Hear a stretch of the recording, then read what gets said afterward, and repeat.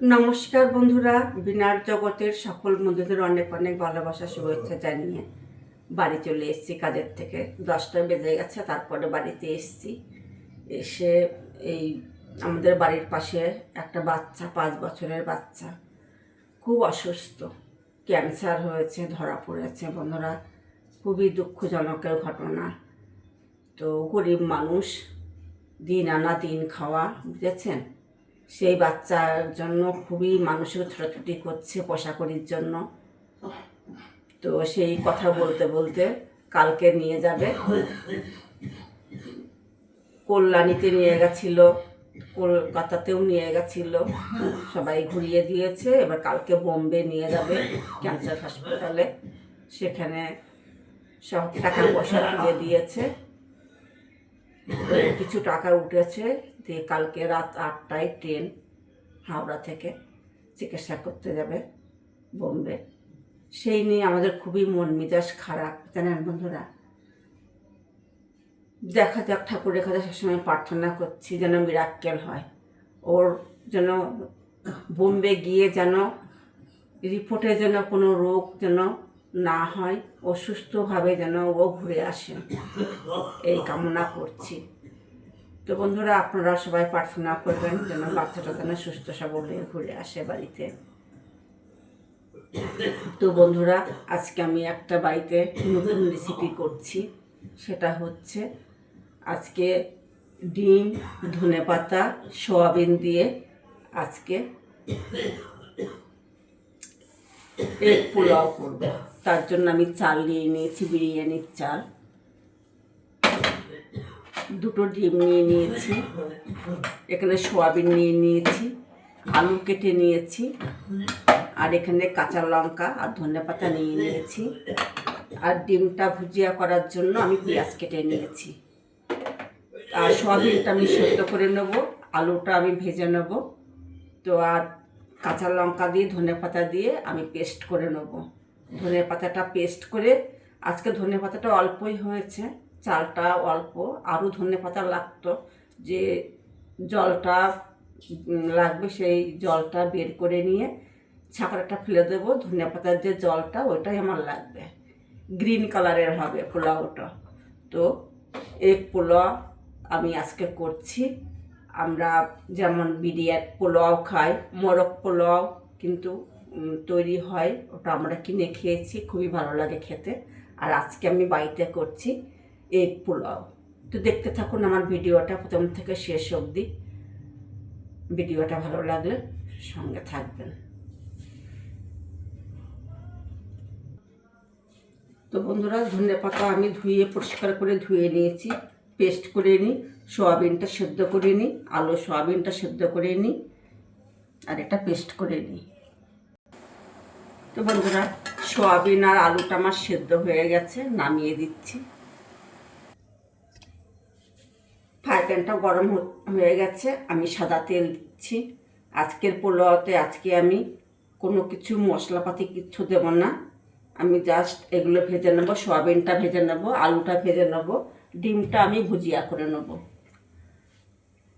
আলুটা আমি ভেজে নিচ্ছি।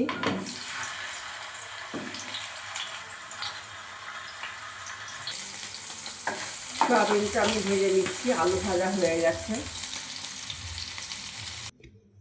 ওই তেলে আমি ডিম 2টো ভুজিয়া করে নেব। পেঁয়াজটা দিয়ে দিলাম।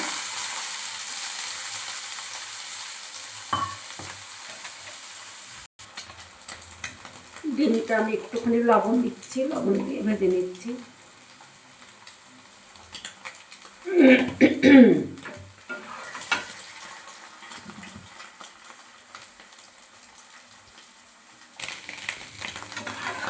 ডিমটা আমার ভুজিয়া করা হয়ে গেছে, গ্যাসটা আমি নিভিয়ে দিলাম। এখন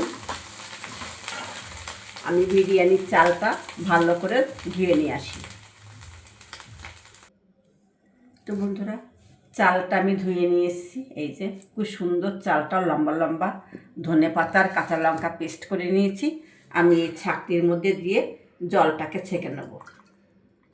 এই যে ধনেপাতাটা একদমই কম হয়ে গেছে, আর ধনেপাতাটা খুব একটা টাটকা নয়, ঘরে ছিল। তো বন্ধুরা, ধনেপাতার জলটা একদম গ্রিন কালার। আমি এই পোলাওতে কোনো হলুদ, কোনো রং ব্যবহার করব না। এই ধনেপাতার জলটা দিয়েই আমি আজকে গ্রিন এগ পোলাও করছি।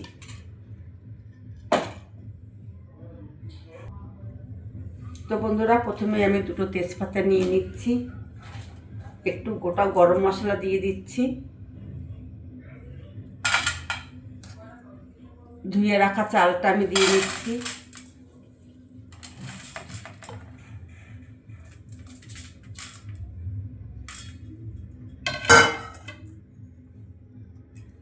আমি ধনেপাতার জলটা দিয়ে দিচ্ছি চালের মধ্যে, স্বাদ মতো লবণ দিয়ে দিচ্ছি,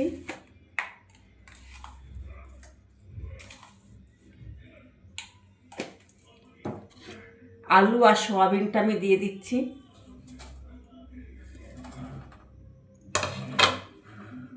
কিছুটা সাদা তেল আমি দিয়ে দিচ্ছি,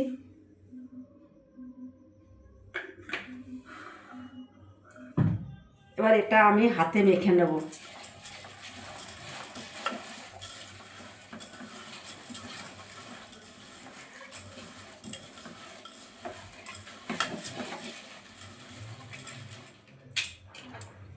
মাখা হয়ে গেছে, ওভেনটাকে আমি ধরিয়ে দিচ্ছি, বসিয়ে দিলাম,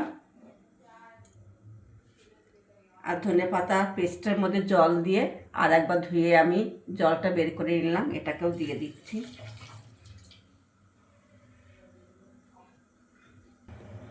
তো বন্ধুরা, আমি আর একটুখানি গরম জল দিয়ে দিচ্ছি।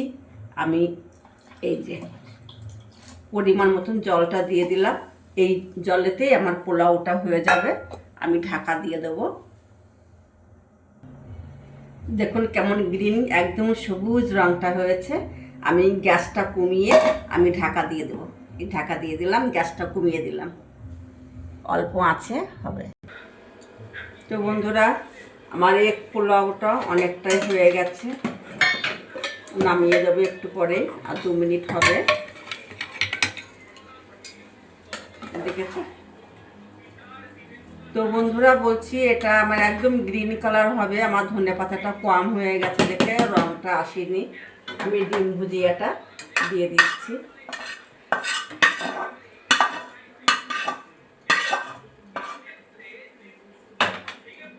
আমি এবার 2 মিনিট এটাকে ঢাকা দিয়ে রেখে দেবো।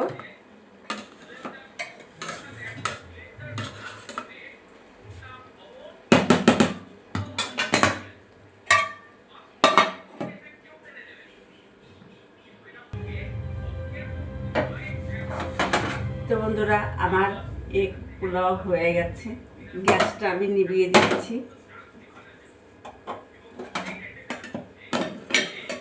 আমি একটু টেস্ট করে বলবো কেমন হয়েছে। দেখো কত সুন্দর হয়েছে,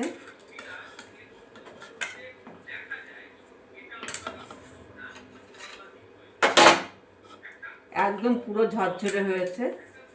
ঠান্ডা হয়ে গেলে আরো ঝরঝরে হবে, গরম তো।